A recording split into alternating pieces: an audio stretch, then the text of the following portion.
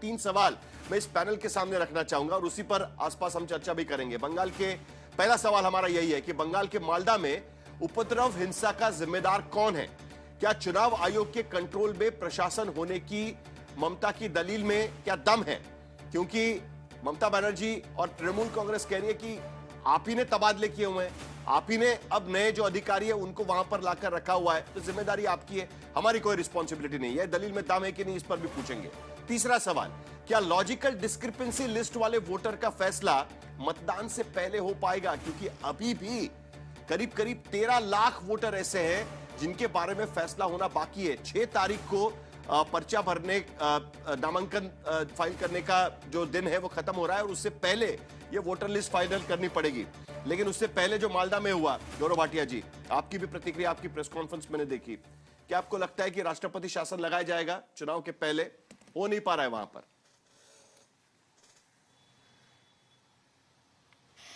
साहिल जी, सर्वप्रथम तो बड़े भारी मन से मैं एक बात जरूर कहना चाहूंगा। आप क्या कहते हैं, ममता बनर्जी क्या कहती है, हम क्या कहते हैं, मायने नहीं रखता है।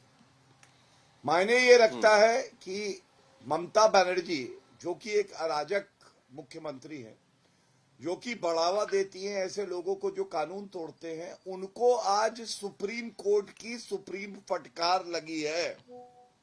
आप सोचिए कितनी गंभीर बात है। सर्वोच्च न्यायालय के मुख्य न्यायाधीश रात में 2 बजे तक जो न्यायिक अधिकारी हैं, जिनको बंधक बनाते हैं टीएमसी के गुंडे, तो उनको हस्तक्षेप करके और चीफ जस्टिस कलकत्ता को निर्देश देके उनको निकालना पड़ता है।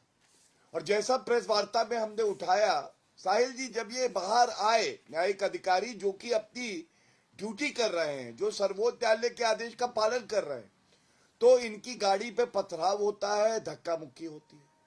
तो सबसे पहली बात तो यह है कि जब मुख्यमंत्री स्वयं गुंडों के साथ खड़ी हो जाएगी तो वहां अराजकता ही होगी। और जो सर्वोच्च न्यायालय ने कहा, मैं 1-2 टिप्पणी जरूर पढ़ देता हूं।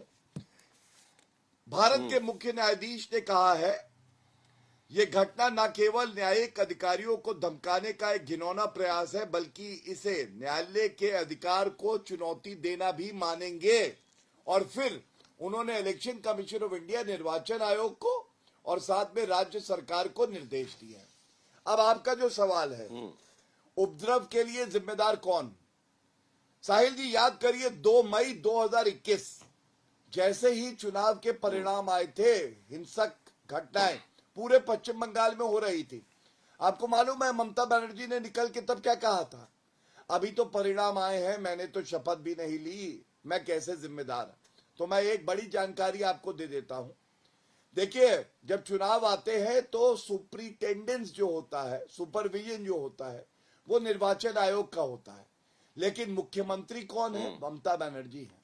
कुछ तबादले इसलिए किए जाते हैं कि निष्पक्ष चुनाव हो। इसका ये मतलब नहीं है कानून व्यवस्था बनी रहे, ये जिम्मेदारी मुख्यमंत्री की नहीं रहती है।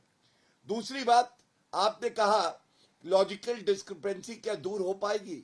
तो साहिल जी, ममता बनर्जी को सर्वोच्च न्यायालय, निर्वाचन आयोग, बाकी जो संवैधानिक संस्थाएं उसमें आस्था ना हो, मुझे यकीन है आपको और हर नागरिक को, पश्चिम बंगाल में भी हमारे भाई बहनों को सर्वोच्च न्यायालय पे पूरी आस्था है। उनकी निगरानी में ये एसआईआर चल रहा है जो संविधान संगत है और सभी को मौका मिल रहा है कि वो अपनी बात रखे और सबको मौका। लॉजिकल डिस्क्रिपेंसी पर तो मैं आऊंगा, डर क्या है? लेकिन हालांकि मेरा सवाल दूसरा था गौरव भाटिया जी। 4 मई ममता बनर्जी गई। ठीक है, ये स्लोगन भी मैंने आपकी देखी, प्रेस कॉन्फ्रेंस में आपने दी थी वो, लेकिन इस पे सवाल मेरा कुछ और था। मैंने आपसे इस पे चिंता नहीं है कि न्यायिक अधिकारियों को किस तरह से बंधक बना लिया, इस पे चिंता नहीं है। हमारी जो चिंता हो रही है वो हम तस्वीरों में दिखा रहे हैं गौरव भाटिया जी। मेरा सवाल आपसे सुन तो लीजिए ना, सुन तो लीजिए। मेरा सवाल इसीलिए है, अगर इतनी गंभीर स्थिति है तो आपको नहीं लगता कि आज की स्थिति में राष्ट्रपति शासन लगाने की नौबत आ गई है पश्चिम बंगाल के भीतर और राष्ट्रपति शासन लगा देना चाहिए?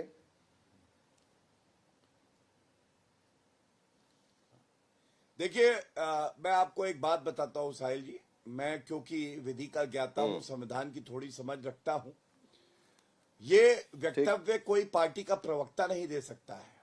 लेकिन ये बात जरूर कहूंगा कि जनता ने ममता बनर्जी का रिपोर्ट कार्ड लिख दिया है और एफ फेल कर दिया है। और 4 मई को जब नतीजे सर, मांग तो आएंगे, कर सकते हैं। भारतीय जनता पार्टी की सरकार गौरव जी, बनेगी। गौरव भाटिया जी, अगर इतनी स्थिति बुरी है तो क्या राष्ट्रपति शासन लगना चाहिए कि नहीं लगना चाहिए? मेरा सवाल तो यह है ना। आप राजनीतिक पार्टी के नेता के रूप में कह सकते हैं, आपकी भूमिका रख सकते हैं, सरकार आपकी है केंद्र में, आप देख रहे हैं क्या हो रहा है। आज गृह मंत्री वहां पर है। हाँ, साहिल जी, मैं एक बात आपसे कहूंगा, सत्तारूढ़ पार्टी का मैं प्रवक्ता हूं, मेरी बात के तमाम अर्थ निकाले जाएंगे। मैं आपसे एक सवाल पूछना चाहता हूं, आप एक बहुत तजुर्बे वाले पत्रकार हैं, आप बताइए, न्यायिक अधिकारियों को अगर कोई बंधक बना ले, जब 2 मई 2021 को भी ऐसी हिंसक घटनाएं हुई, संदेश खाली हुआ, हर बार सर्वोच्च न्यायालय ने फटकार लगाई। आप मुझे बताइए, राष्ट्रपति शासन अगर जनता मांग करे, और क्या आप भी ये मांग करते हैं और ये सही होगी? आप बताइए मुझे। नहीं, देखिए, जो घटना हुई है उसको लेकर तो हमने जो कहना था वो तो हमने कह दिया है। आप सत्ताधारी पार्टी के प्रवक्ता है, इसके लिए आप कुछ चीजें नहीं कहना चाहते, वो भी मैं समझ सकता हूं। कैसा नहीं, कभी नहीं, लेकिन पहले आपने इस बात का मेरे सवाल का आपने जवाब ही नहीं दिया। अधिकारियों को बंधक बना दिया जाए, आपने नहीं, वही तो बात है ना। और आश्चर्य इसी बात का है कि वहां के डिस्ट्रिक्ट पुलिस अधिकारी बदल दिए गए, नए डिस्ट्रिक्ट पुलिस अधिकारी वहां पर रखे गए हैं, वहां के डीजी बदल दिए गए, नए डीजी की नियुक्ति वहां पर की गई है चुनाव आयोग के आदेश के बाद में। Additional DG law and order वहां पर बदल दिए गए, वहां पर उनकी नियुक्ति की गई है। उनको तमाम फोन करने के बावजूद भी वहां से भीड़ हटाने में वहां की पुलिस व्यवस्था नाकाम रही। और इसी को लेकर बार बार यह सवाल उठाया जा रहा है कि क्या आखिरकार इसकी जिम्मेदारी किसकी है। हाईकोर्ट के चीफ जस्टिस लगातार इसको लेकर फोन करते रहे, बात बताते रहे उस बात को लेकर। इसीलिए एक मिनट गौरव जी, आता हूं एक बार आपके पास, जरा एक बार तृणमूल कांग्रेस से भी पूछ लेते हैं। बादल जी, आप बता दीजिए कि ये रिस्पॉन्सिबिलिटी किसकी है, क्योंकि सुप्रीम कोर्ट में जब सुनवाई हुई तो सुप्रीम कोर्ट ने कहा कि आप अपनी जिम्मेदारी से भाग नहीं सकते, और अभी तृणमूल कांग्रेस कह रही है कि भाई ये तो सब चुनाव आयोग का किया धरा है, उनके हाथ में सब बागडोर है, वो देखे, उन्होंने अपॉइंट किए हुए अधिकारी है। ये किस बिना पर आप कह रहे हैं? सर, मैं जितना जानता हूं, गौरव भाटिया जी सुप्रीम कोर्ट का लॉयर है और बहुत दिनों से प्रवक्ता भी है, सेंट्रल लीडर भी है। और आप कैसे सवाल कर रहे हैं सर? आपका सवाल ही तो झूठा है, गलत है।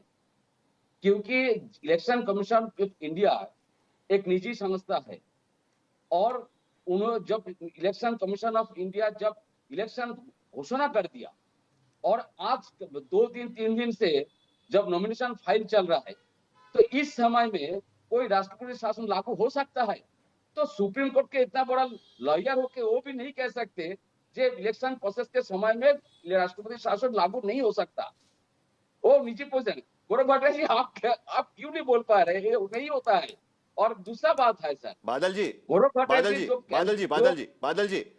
एक करेक्शन करें सर। बादल जी, आप जरा सुन लीजिएगा, आपने आपके नेता का बयान नहीं सुना। ममता बनर्जी का खुद का स्टेटमेंट है आज का कि उन्हें डर है कि कहीं ना कहीं राष्ट्रपति शासन लगाने की तैयारी तो नहीं चल रही है। गौरव भाटिया और मेरा बयान तो छोड़ दीजिएगा, ममता बनर्जी खुद कह रही है कि राष्ट्रपति शासन लग सकता है। मैं सुन लिया सर, मैं सुन लिया और सुना भी है, दीदी का वक्तव्य भी मैंने सुना। दूसरा बात है, ये जो गौरव भाटिया जी और जो मुख्यमंत्री क्या कहना मुख्यमंत्री के बारे में बोल दिया, उपद्रव का जिम्मेदार कौन है? मैं बोल रहा हूं तो अमित शाह को क्या बोलूंगा, तारीफर? और मोदी जी के खिलाफ तो हम लोग कुछ नहीं कहते, लेकिन फिर भी मैं मोदी जी को क्या बोलूंगा? एप्स्टीन का मास्टरमाइंड क्या बताऊंगा? पूरे देश में तो आज पूरे एसआई के चक्कर में 10:30 को लोगों को लाइन में खड़ा कर दिया, नोटबंदी में लाइन में खड़ा कर दिया। गैस तो लोगों को तो नहीं मिल रहा, बंगाल में आग जला दिया। सर, सबसे बड़ा बात क्या है गौरव भाटिया जी, आप सुन लीजिए, आप लॉयर है, आइन का रक्षक है। उत्तर दे दूं मैं? ममता दीदी को मारने हत्या करने का कोशिश चल रहा है, ममता बनर्जी को हत्या करने का साजिश चल रहा है। आप एक लॉयर है। नहीं, ये तो कुछ और ही दिख रहा है। लेकिन बादल जी, आप जरा तस्वीरें देख लीजिएगा, जो मालदा में चीजें दिख रही थी। बादल जी, जरा आप तस्वीरें देख लीजिएगा, जो मालदा में दिखाई दे रहा है वो तो कुछ और दिखाई दे रहा है। ये